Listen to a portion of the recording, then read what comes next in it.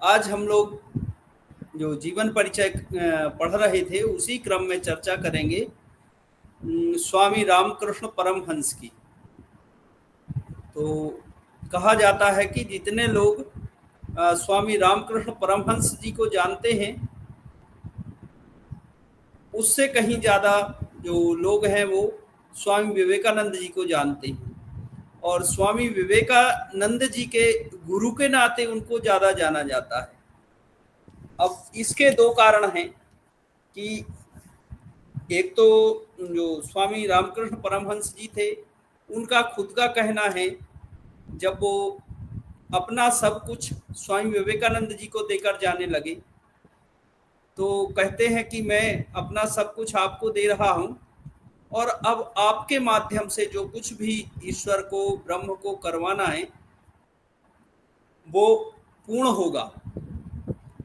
दूसरा, क्योंकि उस समय जब स्वामी रामकृष्ण परमहंस जी थे इतना प्रचार प्रसार नहीं होता था, साधन नहीं थे, और वो एक संत मात्र थे जो ईश्वर का अवतार थे, इसलिए ऐसे लोग प्रचार प्रसार में विश्वास नहीं रखते थे।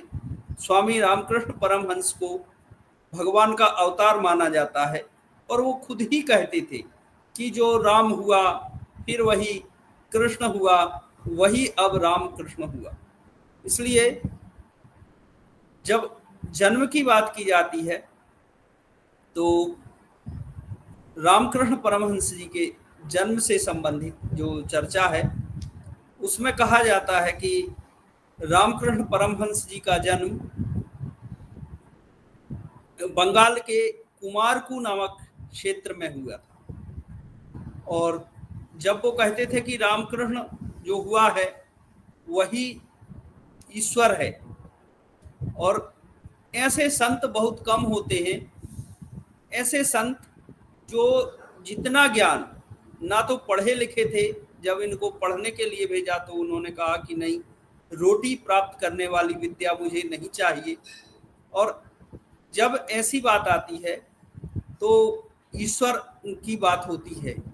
अब जब ईश्वर की बात होती है तो ज़्यादातर जो ईश्वर के अवतारों में माना जाता है तो इसमें भगवान राम और भगवान बुद्ध, दो लोगों को छोड़कर ज़्यादातर जो अवतार हुए हैं वह जन्म से पहले से माता पिता को भी कुछ ना कुछ सामाजिक या आर्थिक परेशानियों का सामना करना पड़ा, और उसके बाद फिर उन लोगों को भी ऐसी परिस्थितियों का विकट सामना करना पड़ा।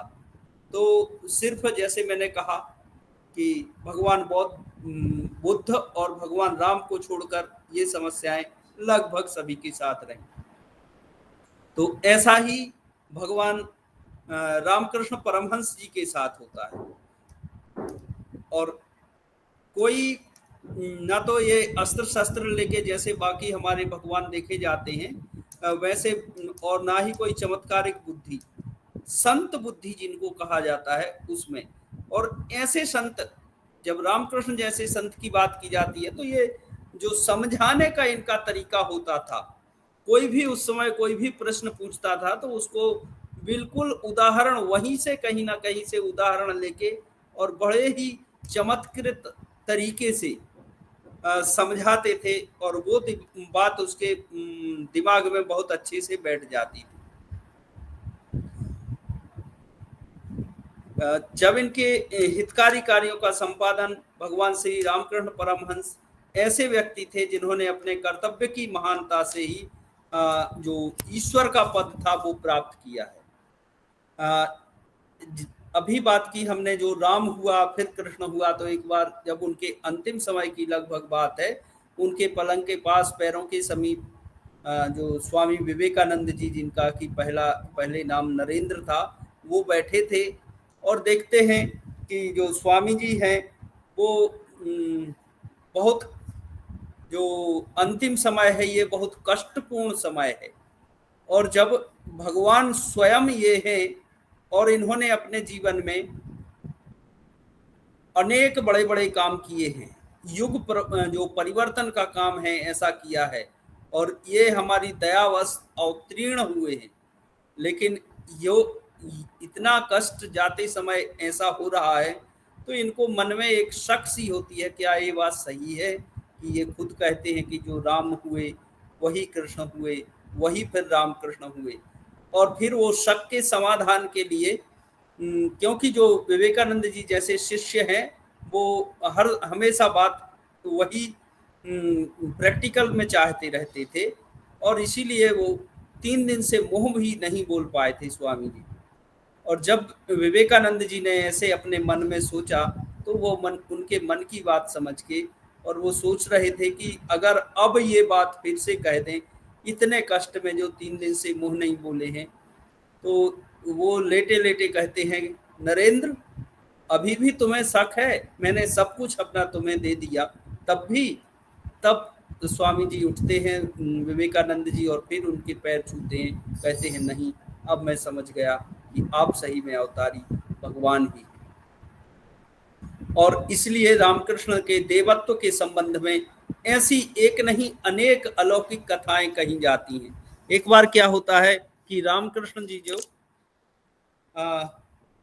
जिस मंदिर में पुजारी थे, उसके पास में उनके भाई जो बुआ के लड़के थे, वो भगवान जो लड्डू गोपाल भगवान होते हैं, क्योंकि रामकृष्ण परमहंस जी काली माँ के पुजारी थे और उस मंदिर में पूजा करते थे। वहाँ जो रामकृष्ण आश्रम में जो बहुत सारे मंदिर हैं, अब तो उसको रामकृष्ण आश्रम कहा जाने लगा है, गंगा किनारे कलकत्ता में यह आश्रम स्थित है।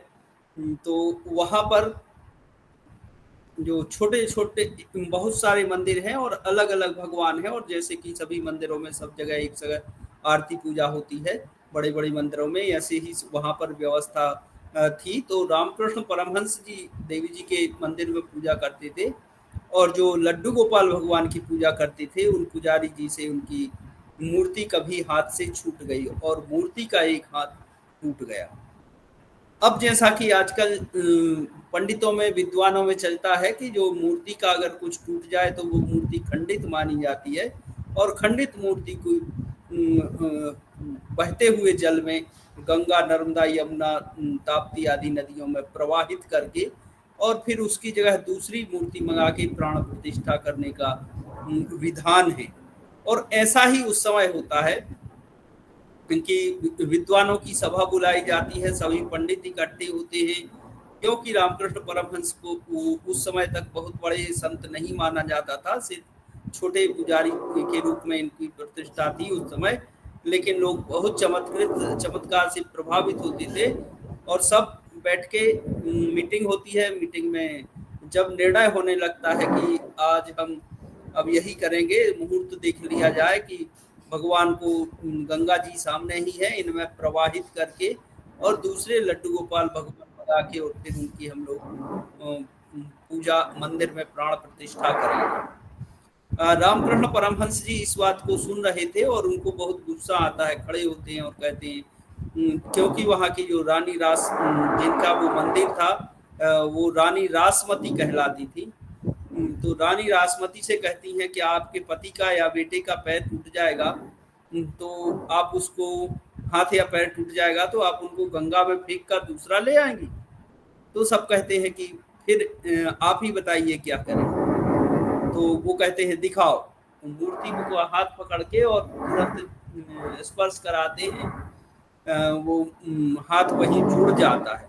तो ऐसे चमत्कारों से माना जाता था कि रामकृष्ण परमहंस जी हैं जो वो भगवान का ही अवतार हैं या भगवान के जैसी शक्तियां उनको प्राप्त हैं। अब ऐसे ही इनके जन्म के समय से ही अलौकिक कथाएं जो जिनसे अवतार माना जाता है, ऐसी बहुत सारी कथाएं चलती हैं। और जो भी रामकृष्ण परमहंस जी का साहित्य है, वो ऐसा नहीं है कि कहीं पर लिखा हो, बाद में उनके शिष्यों ने उसको लिपिबद्ध किया है। पहले वो लिखा हुआ नहीं था, धीरे धीरे बाद में चल के उसको लिखा गया है। और जो जितनी उनके शिष्यों को यादें रही हैं, जिनमें स्वामी विवेकानंद जी ने तो नहीं लिखा, लेकिन स्वामी श्रद्धानंद जी जो एक उनके मुख्य शिष्य थे, उन्होंने बंगाली भाषा में ये सब लिखा है। और फिर रामकृष्ण जो मठ जगह जगह जगह हैं, इनके विद्वान लोगों के द्वारा यह अनुवादित हिंदी और इंग्लिश में किया गया है। तो रामकृष्ण परमहंस के जो श्रद्धानंद स्वामी के द्वारा दो प्रकार के साहित्य है, एक रामकृष्ण कथामृत और दूसरा है रामकृष्ण वचनामृत। कथामृत में उनकी जीवन की जो अलौकिक कथाएं हैं, जिनको कहीं से सुना या जो शिष्यों ने देखा, उनको लिखा गया है। और वचनामृत में जो उन्होंने कहा है। तो ये दोनों साहित्य जो रामकृष्ण मठ से प्राप्त होते हैं, और इनको आप लोग पढ़ देख सकते हैं। और जो भी जीवन के संबंध में चर्चाएं की जाती हैं, वो इन्हीं के स्वामी श्रद्धानंद जी के रामकृष्ण जीवन कथामृत से लिया जाता है। अब इनके परिवार के साथ भी भगवान के जब जन्म होने लगता है, तो वैसे ही रामकृष्ण परमहंस जी के, क्योंकि माता जो इनके पिता का नाम था खुदीराम बोस जी, खुदीराम जी, और माता का नाम था चंद्रा देवी जी। तो जो खुदीराम जी थे, वह उनकी उम्र उस समय बहुत हो गई थी, 60 साल के लगभग थी। और माता जी थी, वह भी उसी के समान लगभग उम्र थी। और दोनों लोग, क्योंकि इनके दूसरे बच्चे भी थे, उस समय ज़्यादा यात्रा के साधन नहीं थे।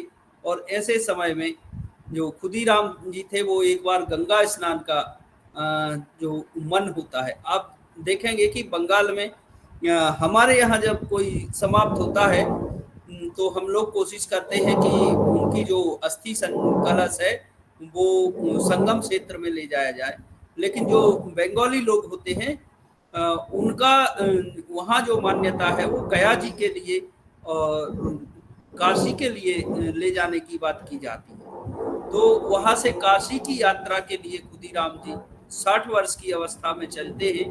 और एक दिन वो थके हारे कहीं पेड़ के नीचे सो जाते हैं, या रात में भी सोए होंगे, तब उन्हें स्वप्न आता है कि तेजस्वी गदाधर प्रकट हुए हैं उनके यहाँ, और उन्हें मधुर वाणी में कहा, खुदीराम, तेरी भक्ति से मैं बहुत प्रसन्न हूँ, इसलिए मैं तुम्हारे यहाँ तुम्हारी सेवा ग्रहण करूंगा।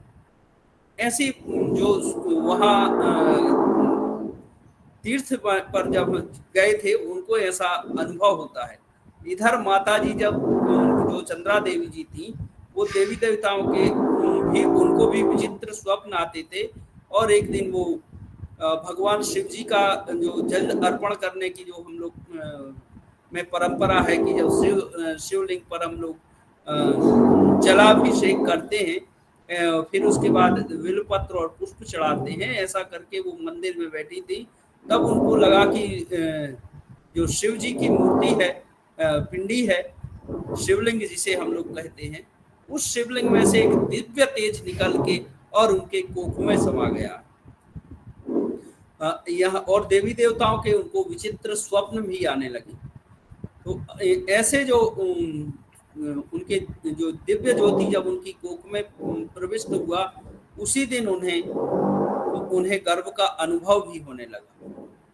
और फिर 18 फरवरी 1936 को भगवान रामकृष्ण का हुगली तालुका, जो आजकल हुगली जिला है, हुगली तालुका के कामार कुकुर नामक गांव में इनका जन्म हुआ था।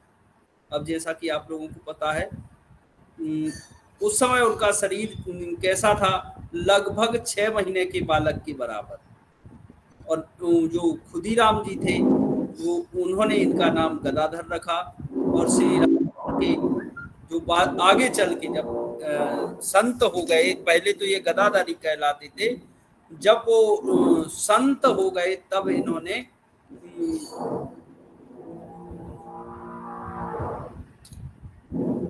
फिर इनका नाम रामकृष्ण हुआ। और उस समय जब इन्होंने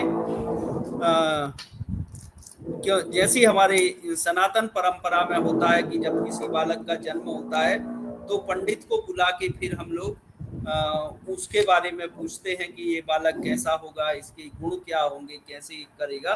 तो भृगु संहिता के जो विशेषज्ञ पंडित थे उन लोगों ने आकर बताया कि यह बहुत बड़ा धर्मज्ञ, मानवीय और पुण्य कर्मों में रत रहने वाला बालक होगा। यह एक नया धर्म संप्रदाय शुरू करेगा और उसे अवतार पुरुष मानकर सभी उसकी पूजा करेंगे। ज्योतिषियों की इस तरह भविष्यवाणी पूर्ण सत्य सिद्ध हुई और रामकृष्ण केवल 7 वर्ष की अवस्था में ही जब इनकी थी तब इनके पिताजी का जो खुदीराम जी थे देहावसान हो गया। और उसके बाद उनके जो बड़े भाई थे राम कुमार जिनका नाम था, उन्होंने और इनकी माता ने इनका पालन पोषण किया।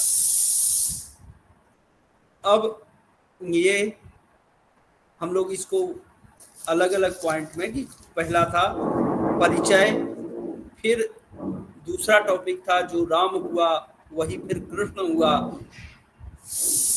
वही फिर रामकृष्ण हुआ, और फिर जन्म की कथा जो जन्म का की बात होती है उससे संबंध में अभी तक हम लोगों ने 3 पॉइंटों पर चर्चा की।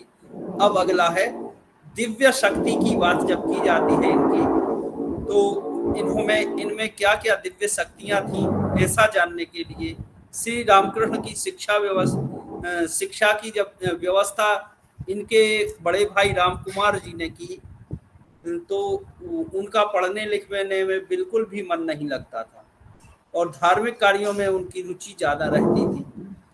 ये कहीं भी गाते बजाते या कहीं भी भजन कीर्तन सुनते हैं या कहीं देवी देवताओं के दर्शन को जाते हैं तो रास्ते में ही उनको क्योंकि जब हम कहीं दर्शन को जाते हैं और इसलिए कहा जाता है कि गंगा स्नान से ये जितने पग चलोगे उतने अश्वमेध यज्ञ का फल प्राप्त होता है, कि जब हम कहीं जाते हैं तो उसके बारे में विचार करते जाते हैं कि अब हम जाएंगे वहां, फिर ऐसा करेंगे, फिर ऐसा होगा।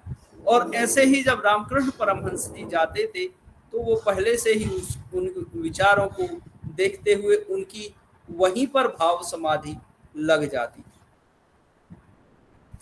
भाव समाधि होती है जिस विचार में खोए हैं अचानक से वैसे ही रुक कर उसी विचार में रुक जाना, पूरा शरीर की सारी हलचलें जिस स्थिति में हो, जैसा आजकल बच्चे खेल खेलते हैं उसमें वो कहा जाता है खेल खेल में बच्चे स्टैच्यू बना देते हैं और फिर जो व्यक्ति होता है वो स्टैच्यू के जैसे रुका रहता है।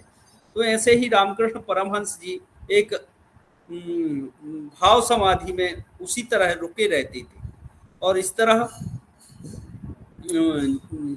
जहां भी उनकी भाव समाधि या जिस देवता का वो ध्यान करें उसी के ध्यान में वो खो जाते थे और जिस स्तुति में वो कर रहे हैं उसी में रुक रहे थे। तो बाल्यावस्था से लेकर इनकी अद्भुत पांडित्य और ध्यान ईश्वरीय शक्तियों का ये परिचय होने लगा। पंडित जन इन बड़े बड़े लोग इनसे जो बुद्धि, क्योंकि पढ़े लिखे भी ना थे, लेकिन जब धर्म से संबंधित चर्चाएं, ईश्वरीय ज्ञान, उपनिषद, गीता, भागवत आदि की चर्चा होती थी, उस समय रामकृष्ण परमहंस जी ऐसे तर्कों से, जैसे मैंने कहा कि उनके पास साधारण उदाहरण होते थे, लेकिन शुरुआत में वो उदाहरण से नहीं, थोड़े थोड़े तर्कों से ही समझाते थे और ऐसे जटिल प्रश्नों को सुलझा देते थे कि बालक गदाधर जो थे उनकी जैसे शैशव अवस्था में अपने पूर्वजों की नामावली, असंख्य देवी देवताओं के स्रोत उनको याद हो गए। रामायण महाभारत की बहुत सारी कथाएं भी उनको मौखाग्र याद हो गई थी। तो इस तरह जो रामकृष्ण परमहंस जी को दिव्य शक्तियों का अनुभव हम लोगों को होने लगा था।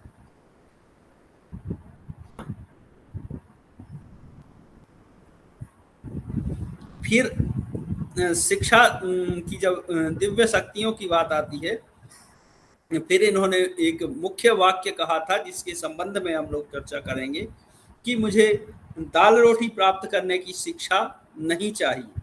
क्या होता है कि रामकृष्ण परमहंस जी के 2 भाई और 2 बहनें थीं और इन सब में वो सबसे छोटे थे। अब जैसे कि जो उनके बड़े भाई थे कुमार चट्टोपाध्याय जी एक महान पंडित थे और ये पूजा याचना का कार्य करके उस समय ये चलता भी था कि अगर पंडित हैं तो वो और कुछ धंधा पानी नहीं करेंगे, शिक्षाटन, पूजा याचना के द्वारा ही अपने परिवार की जो रोजी रोटी चलाएंगे। तो वो एक पाठशाला में संस्कृत पढ़ाते थे और जो लोग थे उनको शिक्षा देते थे वहाँ आने वाले लोगों को। तो 1853 में वह अपने साथ रामकुमार जी को वहीं कलकत्ता का, क्योंकि वो विद्यालय था, वहीं ले गए और रामकुमार जी ने उनको स्कूल में नाम दाखिला दिला दिया। नाम पढ़ने को जब भेजा तो स्वामी रामकृष्ण जी अपने बड़े भाई से कहते हैं, जब उनके शिक्षकों ने कहा कि आपका जो भाई है वो पढ़ना नहीं चाहता, और अंत में एक दिन उन्होंने फिर ऐसे जब विवाद हुआ तो स्पष्ट कर दिया कि दाल रोटी प्राप्त करने वाली शिक्षा मुझे नहीं चाहिए, मुझे तो वह विद्या चाहिए जिससे हृदय में ज्ञान का उदय हो।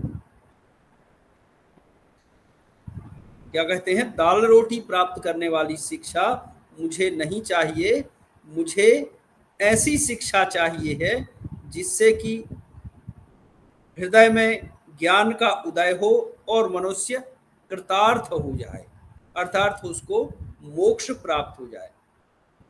इसी समय वहां पर एक जो संपन्न महिला रानी रासमणी जी थी, वो दक्षिणेश्वर काली मंदिर जो उन्होंने बनवाया था गंगा किनारे, बड़ा भव्य मंदिर है, इसका निर्माण कराया था श्री रामकुमार जी, क्योंकि संस्कृत के जो आचार्य थे और उनसे ही पुरोहित नियुक्त करने के लिए कहा कि आप हमारे यहाँ कुछ पंडितों को नियुक्त करिए जो यहाँ पर पूजा का काम करें। इसमें रामकुमार जी पहले खुद ही और बाद में रोगग्रस्त होने के कारण पूजा का पाठ छोड़कर रामकृष्ण को वहाँ पर पूजा पाठ के लिए लगा दिया।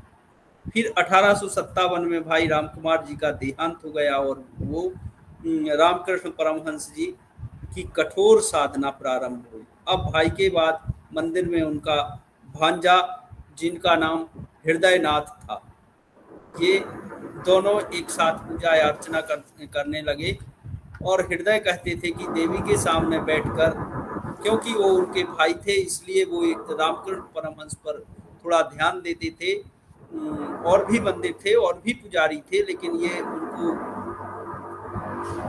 मामा को देखते रहते थे। और जब इन्होंने देखा कि भगवान रामकृष्ण जी देवी के सामने बैठकर पद भजन आदि गाते समय आंखों से लगातार अश्रुधारा उनकी बहती रहती और उनका वक्ष स्थल भीग जाता है, पूजा में ऐसे तन्मय हो जाते थे रामकृष्ण परमहंस जी कि उस समय उनको और कुछ याद नहीं रहता था।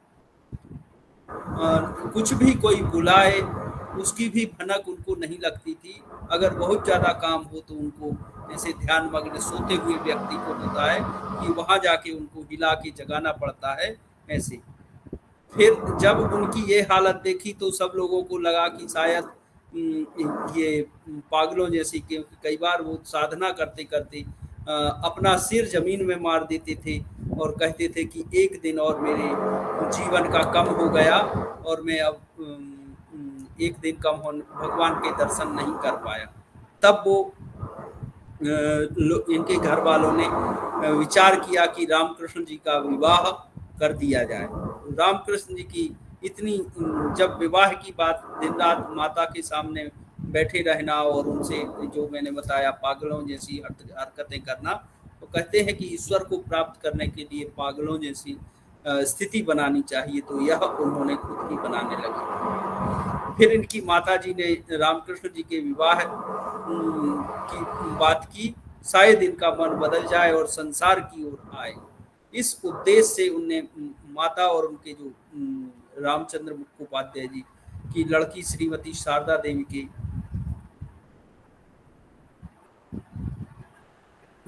शारदा देवी से करवा दिया। उनकी अवस्था लगभग 6 वर्ष की थी। तो विवाह के बाद रामकृष्ण जी पुनः उसी मंदिर के पुजारी का काम करने लगे और विवाह का परिणाम यह हुआ कि अधिक निष्ठा प्रेम से साधना में वो लग गए। इसी विषय में एक बार उनके शिष्य सुधीर बोस ने उनसे प्रश्न किया, जब आप विवाहित ही हैं तो अपनी पत्नी के साथ दाम्पत्य जीवन क्यों नहीं बिताते, आप ब्रह्मचर्य का जीवन क्यों बिताते? क्योंकि रामकृष्ण परमहंस जी ने अपनी पत्नी को कभी पत्नी के रूप में नहीं, माता के रूप में माना और हमेशा उनकी माता के साथ जैसी सेवा की। तो शारदा माता उनको लोग कहते थे और फोटो भी देखा होगा आप लोगों ने। तो जब सुधीर बोस जो उनके शिष्य थे, उन्होंने ऐसा दाम्पत्य जीवन के निर्वाह क्यों नहीं करते, इस पर परमहंस जी ने बहुत गंभीर होकर उत्तर दिया, मैं नारी शक्ति को, जो सभी नारियां हैं, सबको माता के रूप में देखता हूँ और मातृ शक्ति का दर्शन करता हूँ, चाहे वह मेरी शारदा माता हो या दूसरी नारियां हो, सभी में मैं माता शारदा की दर्शन करता हूँ। इसलिए मुझे कोई भी जो महिला नारी है वो सब माता के रूप में दिखाई जाती हैं और माता के साथ कैसे दाम्पत्य जीवन का निर्वाह किया जा सकता है। इस तरह रामकृष्ण जी की महानता का दर्शन हम लोग कर सकते हैं। जो ब्रह्मचर्य की बात की गई है, योग में जब ब्रह्मचर्य, तो भगवान रामकृष्ण आजीवन ब्रह्मचर्य रहे। अब इन्होंने क्या क्या साधनाएं की, तो कहा जाता है, वो स्वामी श्रद्धानंद जी लिखते हैं रामकृष्ण कथामृत में कि इन्होंने लगभग सभी धर्मों की साधनाएं की। ऐसा कोई धर्म या कोई पंथ नहीं बचता है। और कहते हैं जब इन्होंने हनुमान जी की साधना की थी तो ये पेड़ों पर बैठने लगे थे, नीचे कम आते थे, इनके कंधे की हड्डी तक बताते हैं कि कमर की थोड़ी सी हड्डी, क्योंकि जैसे हनुमान जी का थोड़ा सिर आगे की तरफ रहता है, ऐसे बताते हैं कि इनका सिर आगे की तरफ। तो इस तरह जो जब साधना की बात की जाती है, विचित्र साधना, तो जो अगला पॉइंट था, एक पॉइंट था दिव्य शक्ति, एक था दाल रोटी प्राप्त करने की, रोटी नहीं, दाल रोटी प्राप्त करने वाली विद्या नहीं चाहिए। फिर है अगला रामकृष्ण का विवाह। तो विवाह में क्यों प्रवृत्त हुए? जब घर वाले लोगों ने इनकी पागलों जैसी स्थिति देखी तो सोचा, जैसे आजकल चलता है कि अगर बच्चे का मन नहीं लग रहा है तो हम लोग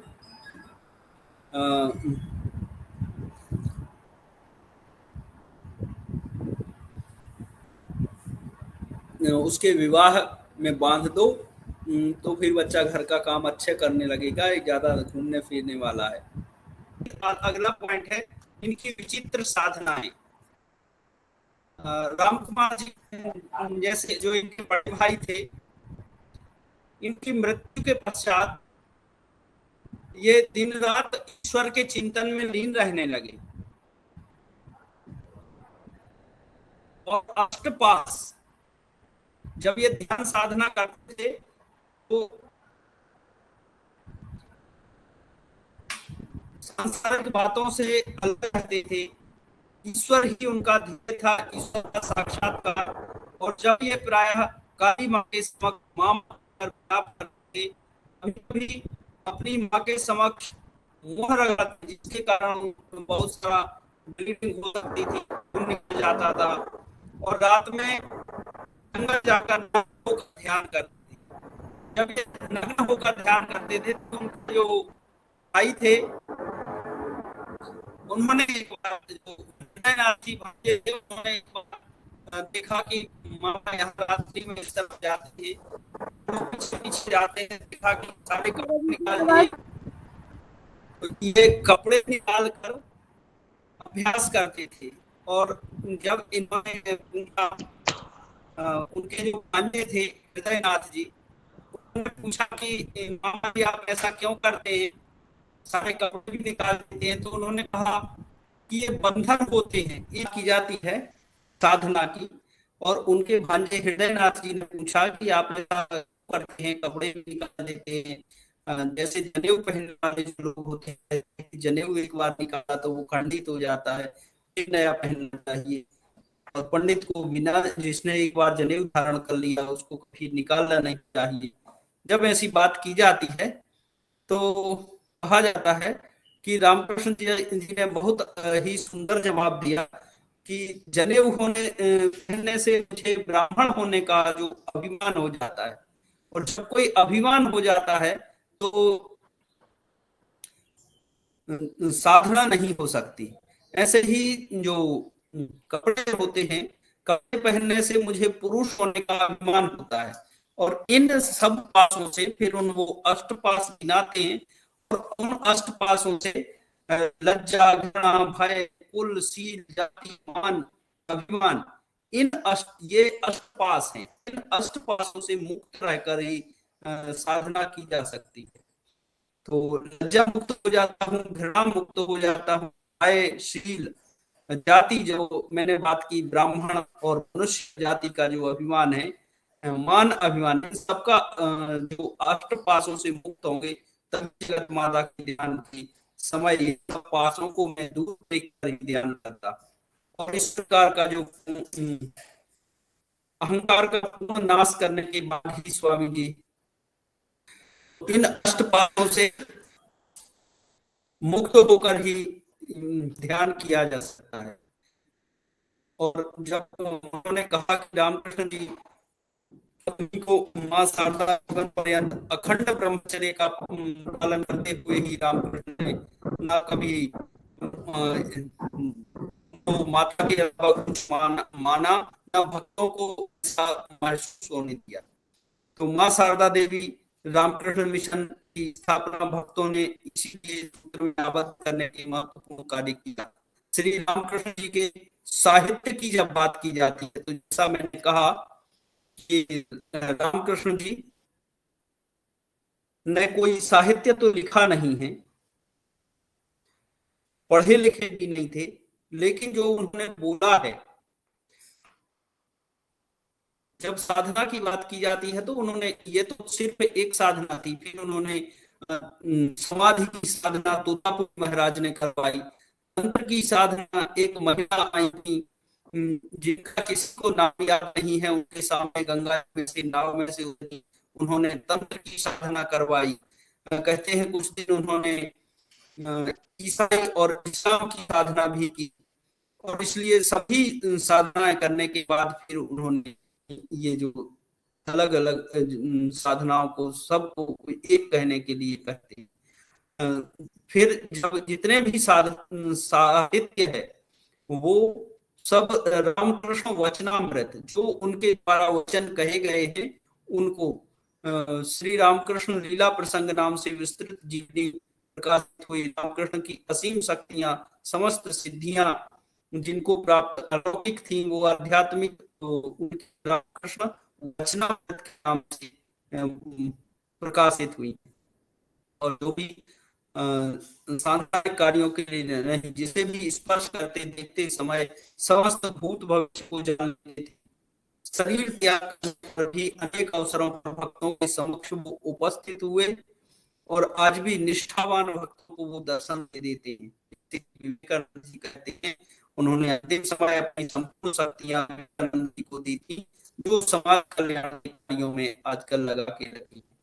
अब जब उनकी अष्टांग योग की साधना की बात की जाती है कि स्वामी रामकृष्ण जी योग से कैसे संबंधित थे, तो यम नियम की जब बात की जाती है, बाकी तो है कि स्थिर सुखम आसनम, वो स्थिर बैठे, जैसे मैंने बताया ये हठ योग का अभ्यास आसनों का तो नहीं किया, लेकिन जब बैठते थे ध्यान के लिए तो घंटों 2-2 3-3 दिन नहीं हिलते थे।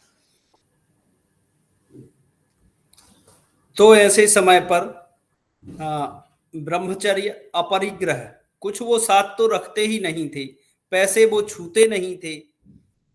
और इस संबंध में कहा जाता है स्वामी विवेकानंद जी ने एक बार उनका बिस्तर के चादर के नीचे सिक्का डाल दिया था और वो करंट, जैसे किसी को करंट लगा हो जब उस पर बैठते हैं, ऐसे उठे और पैर आजीवन उनके पैर में उसका दर्द रहा।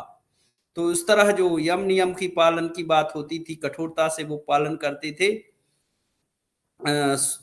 शौच संतोष तप स्वाध्याय की बात होती है तो वो उसमें भी पारंगत थे। इनको भी मन से शुद्ध साफ रखने का। और जो तोतापुरी जी की जिनकी बात हमने की है, मैंने जब वो साधना करा रहे थे उस समय वो अपने पास एक भगवान राम की छोटी सी मूर्ति, एक लोटा और एक चिमटा रखते थे तोतापुरी जी। और तोतापुरी जी जब उनको बताते हैं, उसको 1 घंटा लगभग हर दिन मांजते थे। तो तोतापुरी जी उनसे कहते हैं कि रामकृष्ण परमहंस जी एक दिन देख रहे थे और कहते हैं, इतना समय क्यों लगाते हो आप, इसमें ध्यान साधना कुछ करो। तो उन्होंने कहा, ये भी एक प्रकार की साधना है। अगर आप हमें इस तरह चमकते रहना है तो साधना करनी है। तो उन्होंने कहा कि अगर लोटा सोने का हो तब भी क्या इतना चमकाने की आवश्यकता है, उसको हर दिन इतना मांझना पड़ेगा। तो परमहंस जी जो तोतापुरी जी कहते हैं कि हाँ, तुम बहुत अच्छी साधक हो, आपको ऐसा। और जो साधना उन्होंने कहा था मैंने 40 साल में प्राप्त की है, वो आपने 3 दिन में कर लिया। समाधि की साधना कराते हुए उनको ध्यान नहीं लग रहा था, तो कहते हैं कि कैसे ध्यान लगाए। वो एक सुईनुमा कांच लेते हैं और उनको जो भ्रूमध्य स्थान पर चुभा के कहते हैं इस तरह ध्यान लगाओ, और वो 3 दिन तक एक ही स्थिति में बैठे रहे, ध्यान मग्न हो गए थे। समाधि की अवस्था जिसको कहते हैं। तो आसनों, जो वो आसन की स्थिति आपने देखी है, वही अभ्यास। प्राणायाम का कोई अभ्यास नहीं। इंद्रिय निग्रह, मन को कैसे लगाना है, क्योंकि जब साधक उच्च होता है तो उसको आसन प्राणायाम की आवश्यकता नहीं, ध्यान धारणा से प्रारंभ करके और समाधि तक पहुंच जाते हैं। 16 अगस्त 1886 को श्री रामकृष्ण परमहंस जी ने समाधि महासमाधि ली और अंत के समय 1 वर्ष तक उनको कैंसर का रोग था, जिसके कारण कहा जाता है कि वो मृत्यु को प्राप्त हुए। लेकिन अंत समय में स्वामी विवेकानंद जी ने जब ये सोचा था कि वो जो कहें कि राम हुए फिर कृष्ण हुए, वही अब राम कृष्ण हुए, उस समय ही उन्होंने कह दिया था कि अगर मैंने ऐसा कह दिया कि मेरा रोग ठीक हो जाए तो हो सकता है पुनः शरीर धारण करना पड़े। इसलिए मोक्ष अगर लेना है तो जो पूर्व जन्म है या जो कर्म निर्धारित ईश्वर से किए गए हैं वो नष्ट हो जाने दो। इसलिए उन्हें जो कैंसर का रोग था उसके कारण कहा जाता है, लेकिन उन्होंने महासमाधि स्वयं ली। विवेकानंद को प्रत्यक्ष दर्शन ईश्वर के दिए और मरने के बाद भी कई बार उनसे मिलने आए। श्री रामकृष्ण को आधुनिक युग का महान योगी और संत की उपाधि प्राप्त है और आज भी संसार के लोगों को अपने अलौकिक दिव्य तेज से प्रभावित करते रहते हैं। कई जगह उनकी समाधियां, हर शहर में रामकृष्ण मठ, जिसके द्वारा वो प्रचार प्रसार उनके साधनाओं के किए जाते हैं। रामकृष्ण मिशन की जो कार्य है वो स्वामी जी के नाम से हो रहा है। अब ये तो था स्वामी रामकृष्ण परमहंस जी का। अब हम लोग चर्चा करते हैं स्वामी विवेकानंद जी की, क्योंकि स्वामी विवेकानंद जी की जो शिष्या थी भगनी विदुषी, जिन्हें भगनी निवेदिता के नाम से जाना जाता है,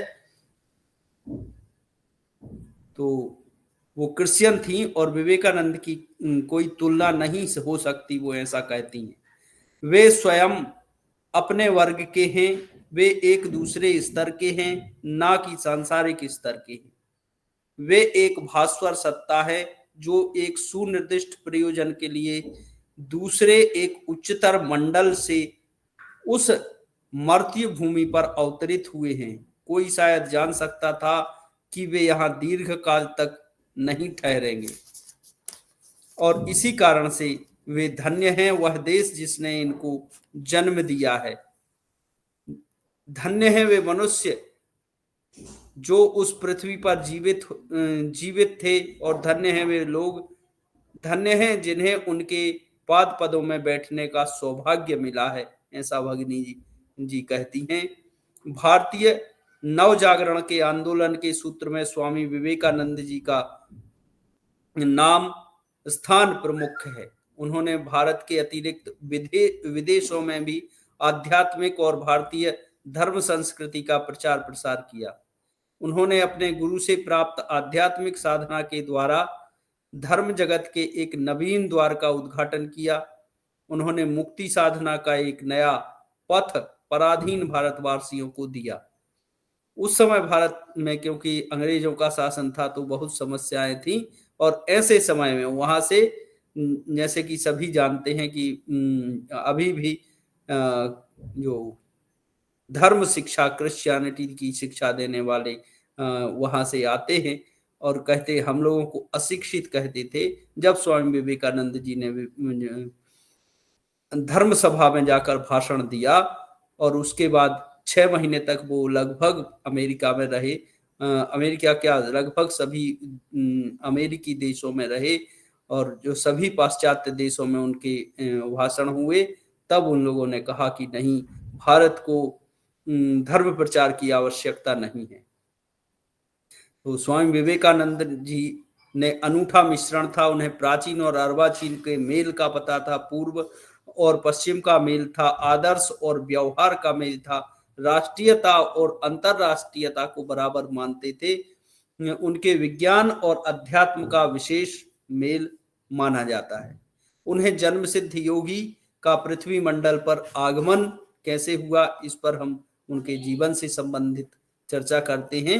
विवेकानंद जन्म सिद्ध योगी और विशेष उद्देश्य की पूर्ति के लिए पृथ्वी पर आए थे, ऐसा जब रामकृष्ण परमहंस जी कहते हैं तो क्योंकि वो हर दिन जब साधना करते थे तो इनका ही इंतजार करते थे कि कभी तो वो आएंगे और हमको मिलेंगे। और जब वो पहुंचते हैं तो कहते हैं इतने दिन क्यों लगाए आपने, इनको तो बच्चे की तरह कुछ पता नहीं था, और इसने नियंत्रण में, पढ़ने लिखने में अत्यंत कुशाग्र बुद्धि शुरू से ही थे। एक बार कुछ सुनते थे तुरंत ही कंठस्थ हो जाता था। वे अच्छे तैराक, कुशल अश्वारोही, घुड़सवारी भी उनको बहुत अच्छे से आती थी, स्विमिंग आती थी, पहलवानी भी वो करते थे, और जो उस समय सारे खेल चलते थे, गिल्ली डंडा, दौड़ धूप, मुक्केबाजी, लाठी, तलवार आदि सभी कार्यों में वो बहुत सिद्ध हस्त माने जाते थे। बचपन में ही उन्हें सहानुभूति, सहृदयता, सात्विकता, ईश्वर शक्ति, आध्यात्मिक वृत्ति के ये गुण उनको देखकर ही पता लगता था कि इस तरह थे। इनका जन्म कलकत्ता के सिमालिया मोहल्ले में, कलकत्ता शहर में ही सिमालिया जो मोहल्ला था वहां पर हुआ था, और 12 जनवरी 1863 को। मुखर्जी परिवार में इनका जन्म। पितामह जी दुर्गाचरण दत्त 25 साल की आयु में संन्यास ले चुके थे।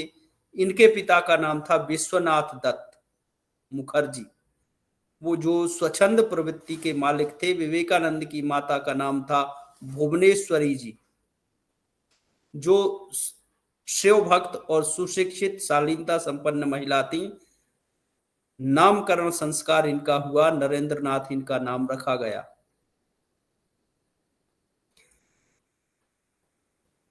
अब बाल्य अवस्था की बात करते हैं तो 5 साल की जो आयु में ही इनकी शिक्षा प्रारंभ हो गई थी। कुशाग्र बुद्धि के कारण सभी विषय इनको आसानी से रट जाते थे, सभी विषयों में पारंगत थे। 14 वर्ष की आयु में बीमारी के कारण इनके पिता के पास रायपुर मध्य प्रदेश में आ गए। उनके पिता किताबी शिक्षा के साथ व्यवहारिक शिक्षा भी देते रहते थे, पर 2 वर्षों में कलकत्ता वापस गए रायपुर से, और उन्होंने अंग्रेजी स्कूल में शिक्षा प्राप्त की। सन 1884 में ये बीए की डिग्री प्राप्त की।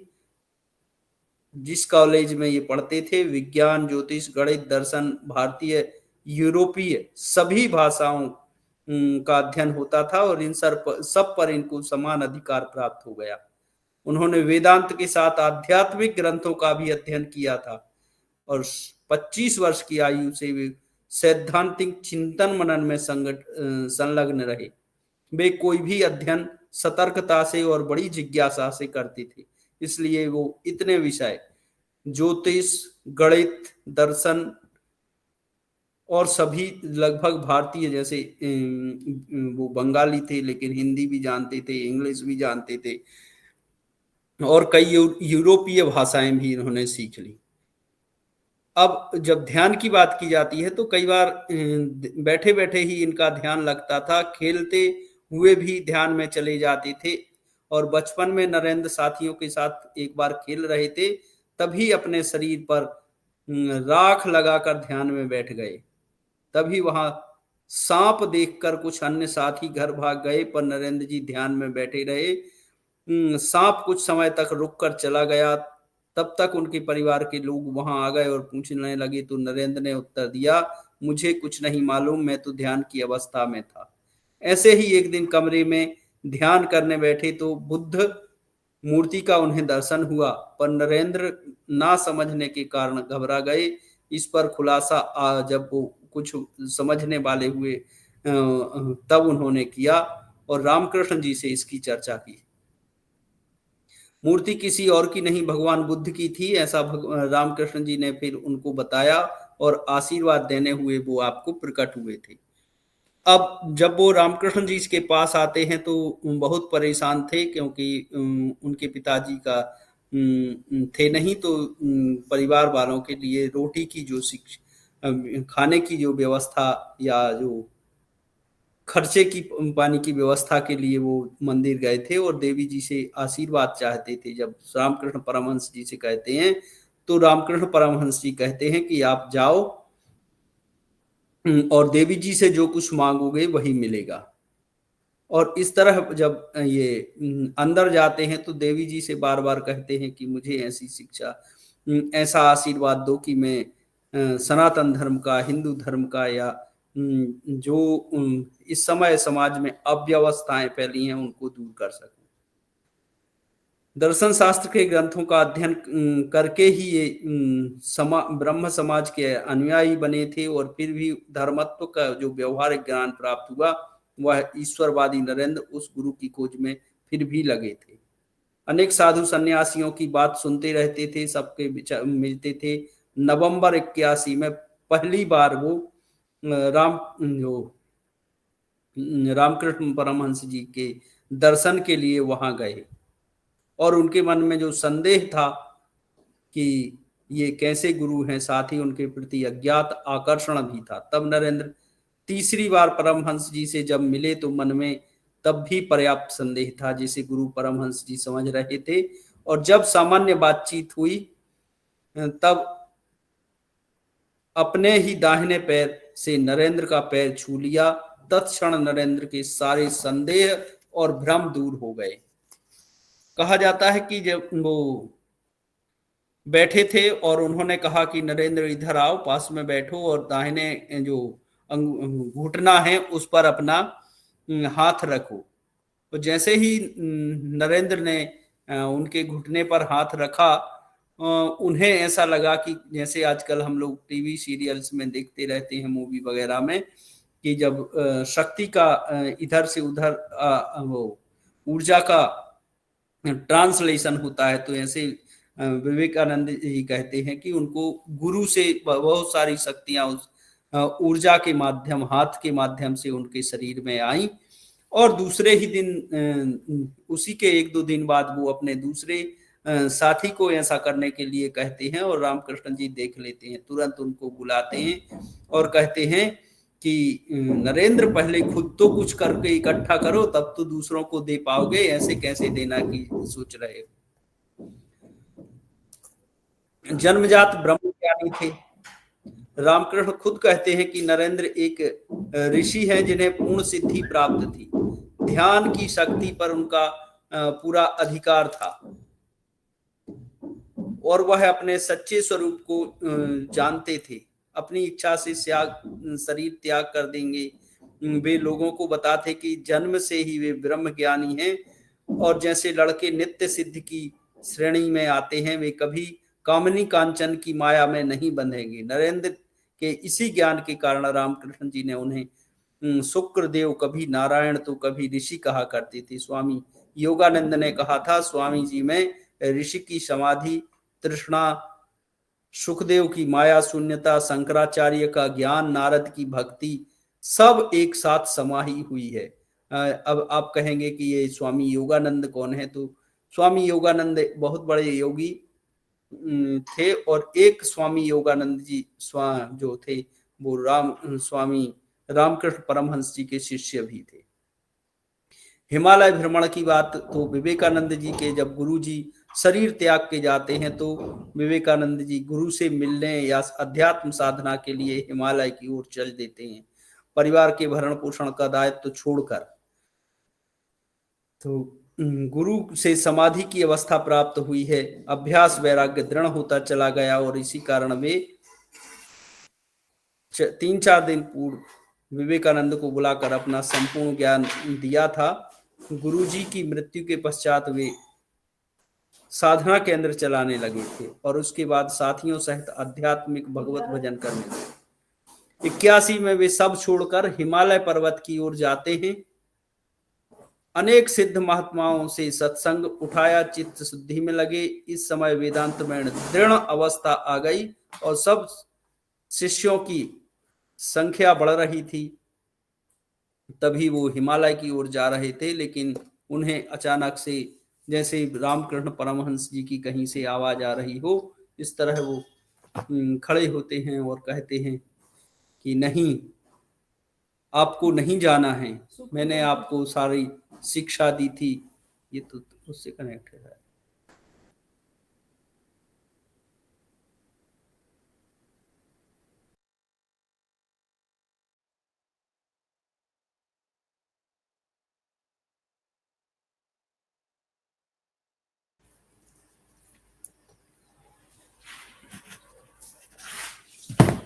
और इस तरह वो वहां से लौट के फिर आश्रम में आके करने लगे। अब विदेश यात्रा की बात की जाती है। विदेश यात्रा उनके जीवन की एक विशिष्ट घटना है। कहीं से उनको पता चलता है कि जब खेतड़ी नरेश को यह मालूम हुआ कि वे विदेश जाना चाहते हैं, तो उन्होंने सारा प्रबंध कर दिया। Swami ji Sri Lanka, Singapore, Hong Kong, Nagasaki, Osaka, Tokyo होते हुए कनाडा गए। वहां से वे शिकागो पहुंचे, और यात्रा में बराबर गुरु का आशीर्वाद मिलता रहा। उस समय सारे उनका जो सब कुछ चोरी हो गया था, वो सिर्फ कपड़े पहने हुए थे, वही उनके साथ बचे थे। और स्वामी जी ऐसे सुबह टहल रहे थे, एक पुलिया पर बैठे थे, लेकिन जो प्रोफेसर जिन्होंने सर्वधर्म सम्मेलन का आयोजन किया था, वो वहीं से निकलते हैं, और वो उनकी इस विचित्र वेशभूषा को देखते हैं। स्वामी जी उनसे बातचीत करते हैं, और वो इतने प्रभावित होते हैं बातचीत से ही कि वो स्वामी जी को अपने घर ले जाते हैं। कहा जाता है कि स्वामी जी जब तक वो अंदर गए, उनके 2 पुस्तकें रखी थी, उनका जैसे ही उन्होंने 10 मिनट में दोनों पुस्तकों की विषय सूची देखी, भूमिका देखी, और जब स्वामी जी आए तो उसी पर चर्चा हुई। जैसे ही उन्होंने उन पुस्तकों का सारा कुछ वर्णित किया कि इस पुस्तक में ये तो उन्होंने, प्रोफेसर जी ने, वो नई पुस्तकें थी, लाके रखी थी किसी को गिफ्ट देने के लिए, उनके द्वारा लिखी हुई, और उन्होंने कहा कि आपको ये सारी पुस्तकें कैसे पता? और वो इस घटना से इतने प्रभावित हुए कि वो स्वामी जी को फिर उन्होंने धर्म संसद में बिठाया, और उनकी विशेष वेशभूषा देखकर जो लोग वहां हंस रहे थे, स्वामी जी ने सबसे पहले यही जवाब दिया। जब उन्होंने सबसे पहले तो, क्योंकि जो योग की सिद्धि का लक्षण कहा जाता है, और वाणी में खिंचाव, स्वर में सौष्ठव, वो स्वामी जी में इतना अधिक था कि जब उन्होंने सिर्फ कुछ नहीं बोला, my dear brothers and sisters बोला, तो उसमें ही 5 मिनट तक बिना कुछ रुके हुए तालियां बजती रही। और इसलिए उस समय जो ब्रदर सिस्टर की जो भावना, क्योंकि कभी किसी ने ब्रदर और सिस्टर नहीं सुना था, पहली बार ऐसा सुना। और फिर लगभग 3 घंटे तक बिना रुके बिना पानी पिए स्वामी जी बोलते रहे। 11 सितंबर 1893 ईस्वी का दिन फिर उस दिन ऐतिहासिक बन गया, जब भारत के महान संत ने सभी जनप्रतिनिधि धर्म की सभाओं को हिलाकर रख दिया। सभी देशों के प्रतिनिधि अपना अपना भाषण लिख कर लाए थे, लेकिन केवल विवेकानंद जी खड़े होकर जो बोलना चालू किया, और इनको विषय दिया गया था शून्य। शून्य से उन्होंने सारी सृष्टि की रचना करते हुए बताया कि अमेरिकी निवासी भाइयों, खड़े होकर बहनों कहकर जैसे ही संबोधित उन्होंने किया, तो अधिकांश लोग खड़े होकर तालियां बजाते रहे। इस महान संत के सम्मान में कई मिनट तक तालियां बजती रहीं। इस प्रकार की पहली घटना थी ये अमेरिका के। सभी लोगों के अंदर तार झंकृत हो उठे। तो इसको कहते हैं, जो स्वर सौष्ठव की बात होती है, स्वर में जो खिंचाव होता है। अभी कुछ नहीं कहा, सिर्फ संबोधन था, फिर भी उनकी वाणी ने इस तरह सबको मोहित सा कर दिया कि इस भाषा से ही वो गदगद हो गए। गीता और उपनिषद के ज्ञान परंपरा का सारांश उन्होंने वहां प्रस्तुत किया, और स्वामी जी की भक्त संख्या वहां पर दिन पर दिन बढ़ती गई। 3 वर्ष बाद 16 सितंबर 1896 में वो एक भाषण के कारण 3 साल तक वहां रहे और स्वदेश लौटे। भारत में फिर उन्होंने अपना प्रचार प्रसार कार्य प्रारंभ किया। 2 मठों की स्थापना की इन्होंने, रामकृष्ण मिशन की स्थापना की। 1 मई 1897 को रामकृष्ण मिशन की स्थापना की, जिसका मुख्य उद्देश्य था वेदांत का प्रचार प्रसार और जो दुखी लोग हैं उनकी सेवा करना। इसी बीच भारत में महामारी का प्रकोप हुआ, तो स्वामी जी ने सन्यासियों की एक मंडली बनाई, जिसे विवेकानंद रामकृष्ण मिशन का नाम दिया गया। सेवा कार्य में लगा दिया। उन्होंने कई अनाथालय और वेदांत प्रचार प्रसार के लिए विद्यालय भी खोले।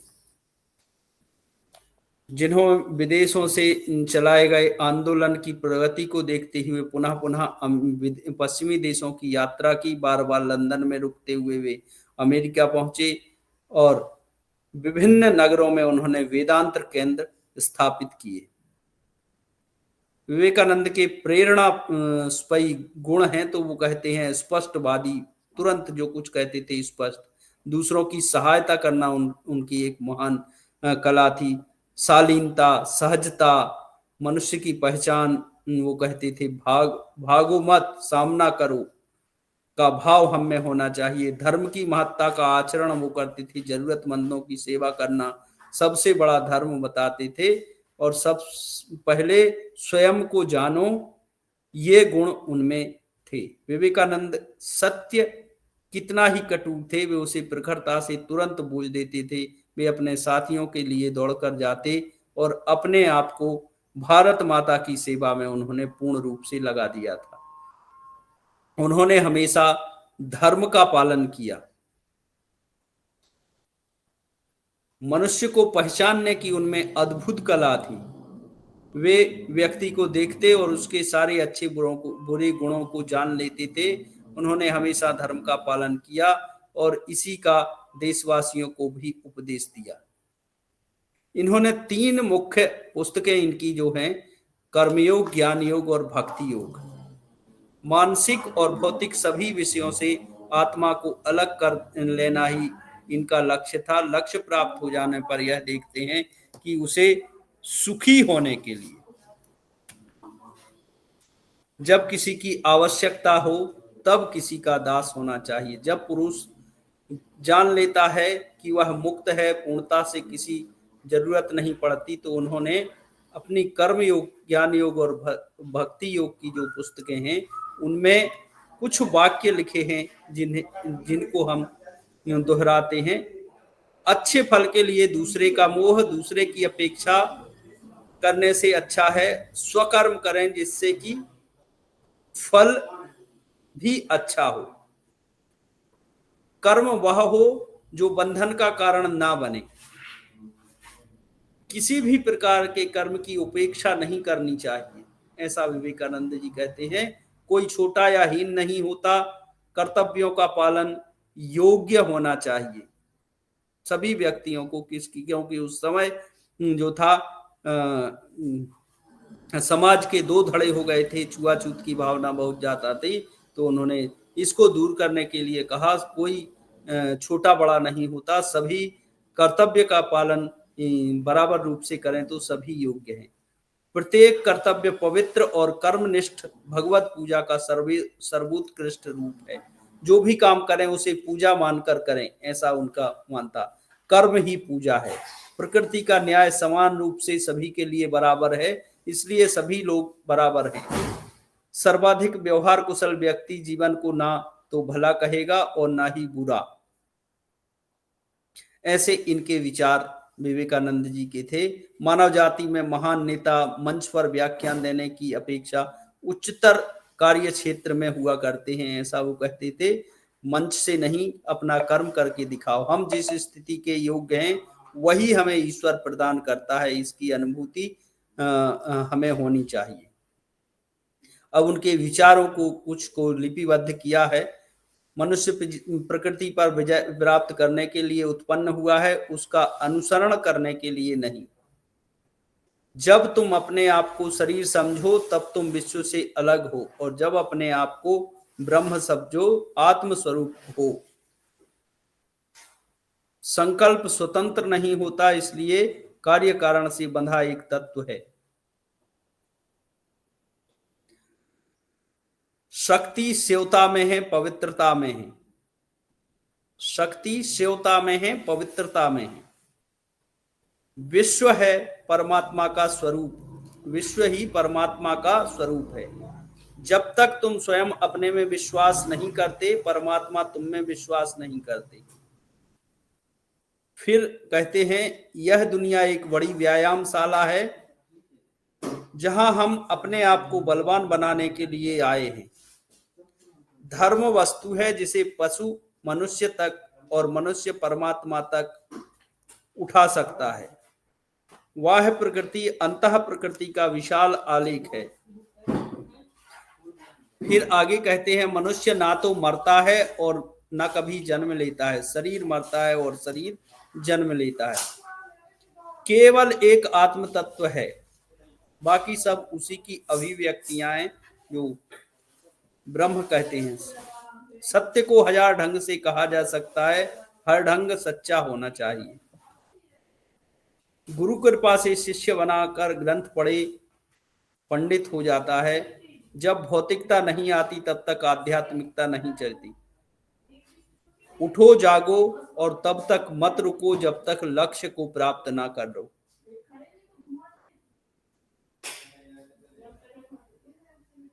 और इस तरह ना पाप ना पुण्य, सिर्फ अज्ञान, अद्वैत उपलब्धि से यह अज्ञान मिट जाता है। ऐसे उनके बोते वचन। देह त्याग की बात आती है तो इतने कठोर परिश्रम करने के कारण जब वो महीनों सोते नहीं थे, सिर्फ इधर उधर चलते थे, उनका स्वास्थ्य खराब हो चुका था। भारत में आकर विश्राम और उपचार से सुधार हुआ। विश्व को आंदोलित करने वाले कर्मयोगी ने आकस्मिक 4 जुलाई सन 1902 को प्रातःकाल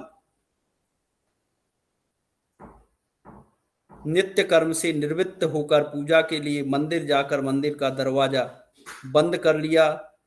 3 घंटा मां काली का पूजन किया और ध्यान करते रहे।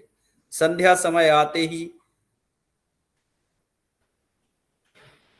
जाने पर माला करने बैठे तो एक शिष्य ने कहा मुझे गर्मी लग रही है, और मेरे पास आकर पंखा चला। जमीन पर लेट गए, कुछ देर सुषुप्ति अवस्था में पड़े रहे और करीबन रात के 9 बजे उन्होंने देह त्याग दिया। रात्रि भर पूरे आश्रमवासी आशा में रहे कि शायद स्वामी जी समाधि की अवस्था में हैं।